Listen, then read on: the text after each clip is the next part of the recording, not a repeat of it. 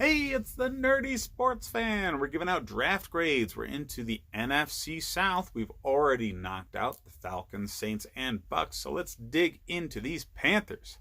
Now, Matt Rule is, I think, going to be quite effective in the league. When he moved from Temple to Baylor, the Baylor program got exponentially better year over year. And he's really big on the offensive side. So I think it's quite wise that with their draft, they focused on their defense because it was the weakness of the team last year.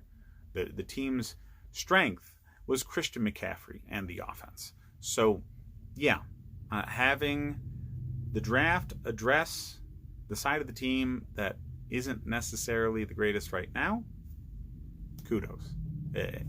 NFL record, by the way, the only team ever in the modern era to draft nothing but defensive players. So that's a fun stat. So first, with the 7th overall pick, you get Derek Brown, and this guy is a man-child. All right,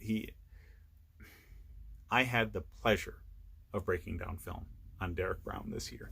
He's my favorite and the best interior defensive line prospect I have ever graded. Ever.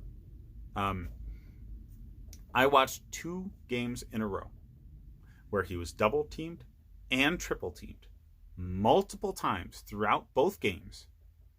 The line either stayed exactly where it was or was pushed back into the quarterback every single time.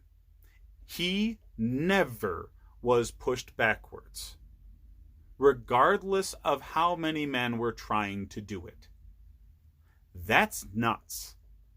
This is the best playing strength that I have ever seen.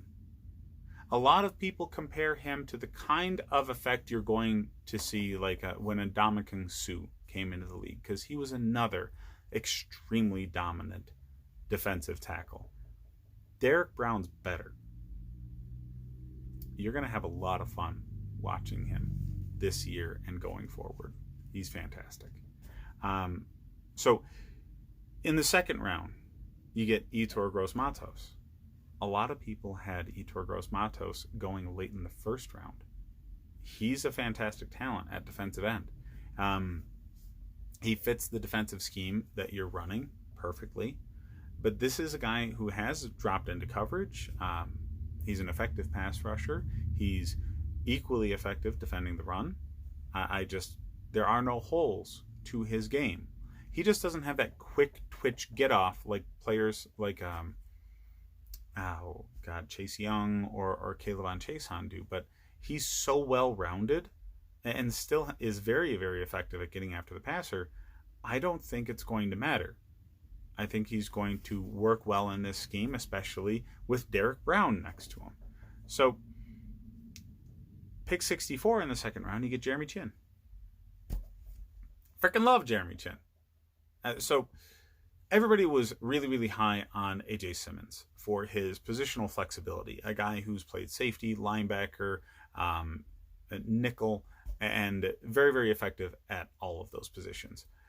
Why in the hell they weren't as high on players like Jeremy Chinn or even Xavier McKinney, for that same damn reason, I will never know. Are they the same physical tools that A.J. Simmons has? No, they don't have the 40 time. Jeremy Chinn is stronger than A.J. Simmons. So if you're going to put him in a situation where he's a box safety or he's a linebacker or you use him as a floating kind of role, I honestly think he's much better suited to play in the box than A.J. Simmons is. And Simmons is going to be played in the box because he's not quite the best with defensive angles from the safety position. So I love the Jeremy Chinn selection, especially at this point. I thought he would have been gone well before this. Continuing on, you get Troy Pride, who on this defensive secondary is going to provide quality depth. Kenny Robinson, similar situation. Bravion Roy and Stanley Thomas Oliver are kind of whatever picks to me. Okay, these are camp bodies.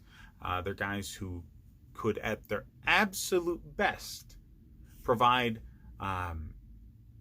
rotational depth and a few, plays off for your starter so you can give him a blow, but not really worth talking about. What is worth talking about is Matt Rule is serious about making sure this defense is right. And those top 3 picks, Derek Brown, Yetur Gross-Matos, and Jeremy Chin, are going to be day 1 starters that can wreak havoc on the league together, especially as they improve over time. You're turning a weakness in your defense last year into a strength moving forward. So I think this is a huge building block draft. It says a lot about what the front office is, because the man running the ship at GM has been here before, and he's selected some of the best players in team history. Okay, Julius Peppers was here because of your current GM. So, yeah, they're doing it again. Okay, they're winding the clock back and making this team a dominant defensive team yet again. And with Matt Rule's talented offensive mind and what they've done in free agency to address the offense, I'm expecting big things out of the Panthers. Atlanta is totally screwing the pooch. Tom Brady's old. Drew Brees is old. There's opportunity here for the Panthers to make a big leap forward. Maybe not this year, because Drew Brees and Tom Brady still have enough in the tank, I'm sure, for one solid run. But moving forward, this division is ripe for the picking, and this draft is laying the foundation for the Panthers to be strong division contenders in years to come. Let me know what you guys think. Hit me up in the comments. Check out the other videos that I have to see how I feel about the drafts for the other teams in the league. I am giving the Panthers a solid A.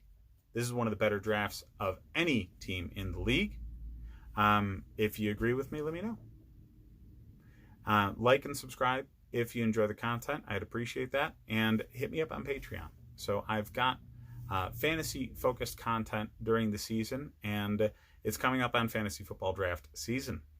So I will be able to help you set your board and help you set your lineup throughout the season. And I usually dominate in fantasy football, and I'd love to pass that along to you. Thanks for watching, guys.